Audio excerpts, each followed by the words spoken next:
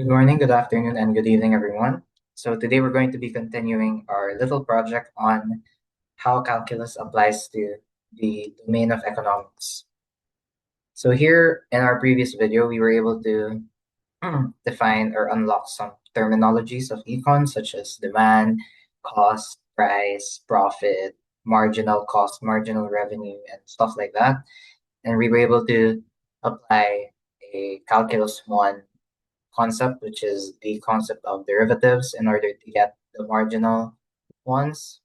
And yeah, we were able to solve a problem on maximizing profit based on some quantity of pizzas. Okay, now we're actually going to try out a new problem, a somewhat similar one, but it's again all about maximizing profits. So here's the problem. I'm just going to share it here. So the problem is this. So suppose Seattle City Council passes a regulation that targets high-volume food vendors, and here, any restaurant that sells more than 500 food items in a single day must now pay a 250 high-volume operations fee. So that's where they get the 250. Well, it's from here. So 500 with the additional 250. So that's the new, apparently an operations fee. And this rule kicks in before a huge game night when you expect a full house. So we have this in math, we call this a piecewise function because we have two different functions. So this is the updated cost function. So this is based on some condition, which is the condition of quantity or the number of pizzas. So if we sold less than or equal to 10 pizzas in one night, then we'll use this function. But if we sold greater than 10, then we have to do this because of that extra 250 operations fee. Now, the question asks us, how many pizzas should we sell to keep profits as high as possible? So again, it's maximizing profits once more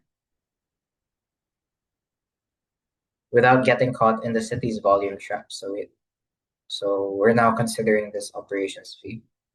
And how does this compare to the number of pizzas that maximizes profit, and why might they be different? Okay, so let's start solving this problem. But well, again, it's a profit maximization problem. Okay, so the first step is actually, well, we need our revenue function, right? We need to have some sort of revenue function. So we actually have the same givens as the previous. So if you guys haven't watched the previous video, then might as well check that out first. But our previous revenue function, which we got from multiplying the quantity and the price that we got. So it was 250q minus 8q squared, where q is number of pizzas sold in a night.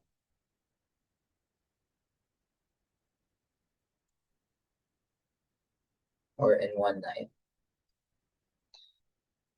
So that was the previous from a previous question. So here we have our revenue function. So the next thing we want to do is, again, we want to calculate a profit function. So now we want a profit function. And this is pretty obvious because we're doing something with profit. That's why we need the profit function. Okay, so I actually found a symbol here in Econ. Economics.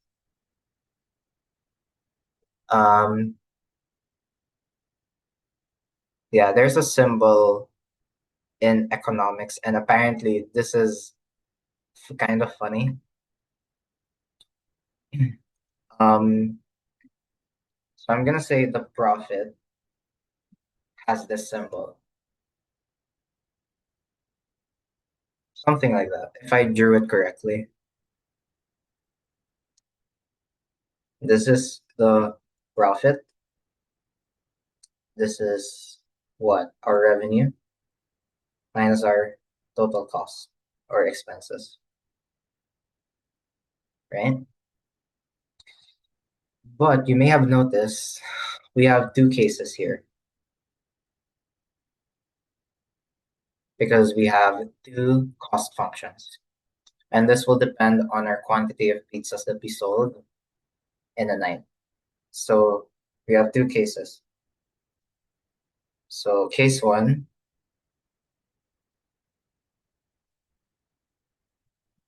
is when our quantity is less than or equal to 10. And so our profit function, I'm going to say profit one, subset one, is our revenue, 8q squared. We subtract that to our cost function where we don't pay the extra operations fee. So we have this thing. Okay. Over 10. Yeah, then we get 243q minus what was this? Minus 81q. 81q squared over 10 minus 500. So that's our first case. Our next case is when, or case two, is when q is greater than 10. And so here we have, again, our profit, another profit function. Let's call it sub 2 for case 2. So again, we subtract. So we do revenue minus our cost function, which now has the volume operations fee. So this will give us 243q again. So it's actually the same thing, minus 81q squared minus 750. Right? And now, here's what we do. Let's now compute profit for both cases.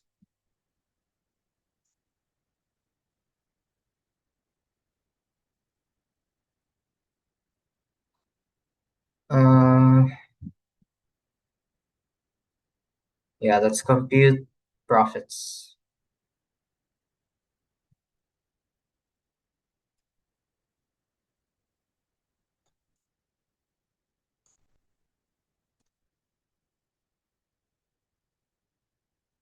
So maybe let's try q equals 10 because that's our limit.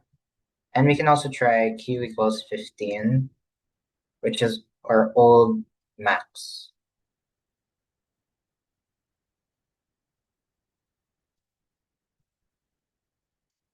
Let's try that.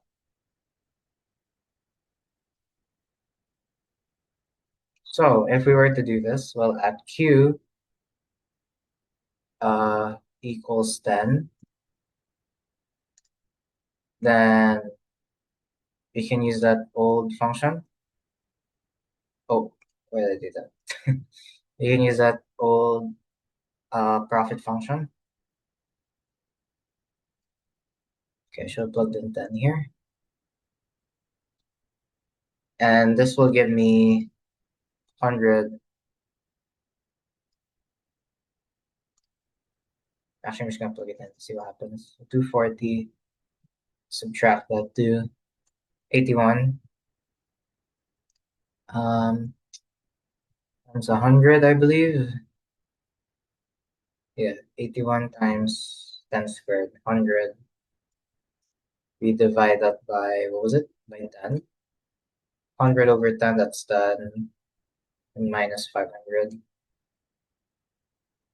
And from there, we should get 2430. All right. Oh, we have the Q. There's a Q here. I did not see that. So 243 Q. So 10, 81 over 81 times 100 over 10 minus 500. This will give me 2430 minus uh 8 810 minus 500 1120, right? And then let's try the other one. So at q equals 15, this time we're gonna do the other case, right? And so that's going to be uh 243 times 15 minus 81 times 15 squared, so that's 225. Then I divide that by 10, and then I subtract 750, and then I get 107 5.2. 107 2.5. My bad. And oh, look at that. Well, we can see that when our quantity is 10, we have more profit than when our quantity is 15. So the old max is old. It's not the optimal quantity that we need to maximize profit. But instead, we have to use a lower quantity. So we have to sell less pizzas than what we initially did to make more profit. So what's our conclusion? Let's write that. So here we say maximum profit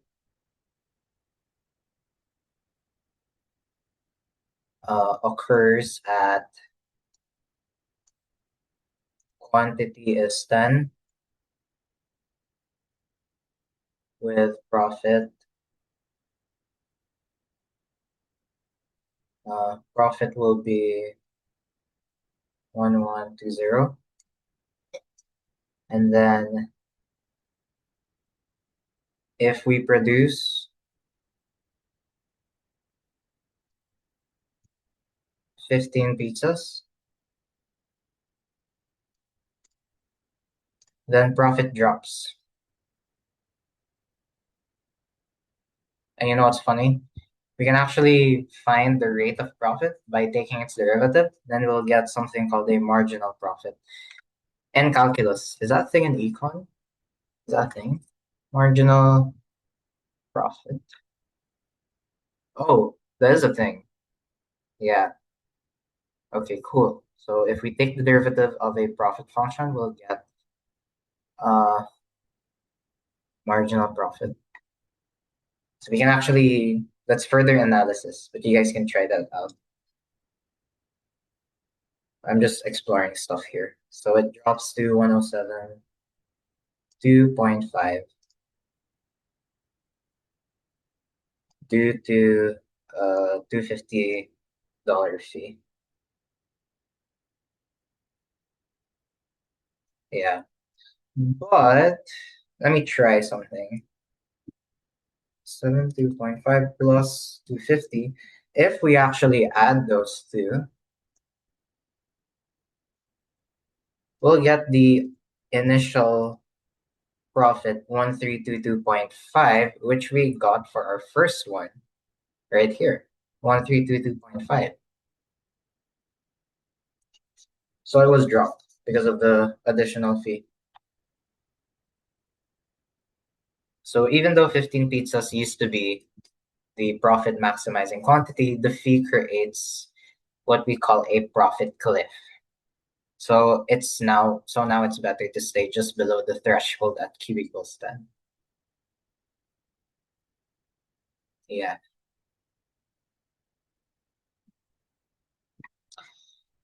Okay. So that's that. Yeah. So that's actually the final problem for this econ. Please let me know if or give me suggestions on what I can explore more when applying math in general, but here I'm just applying calculus um, with something along the lines of econ and actually maybe even business. Um, but yeah, I mean, I get this is totally basic for most of uh, most of you who studied econ. But yeah, I hope you guys learned at least something, maybe how calculus is applied in this domain. And yeah, I'll try to think of other ways on how I can apply calculus. But I'm actually thinking of something, but I'm not gonna say it yet because I want to organize my thoughts first and maybe I might make a video on that. But it has something to do with optimization. So yeah, stay tuned for that. So yeah, I hope you guys enjoyed, learned something, learned a lot if you don't know econ. Maybe learned a little bit of calculus. And yeah, thanks again, guys, and I'll see you in the next one.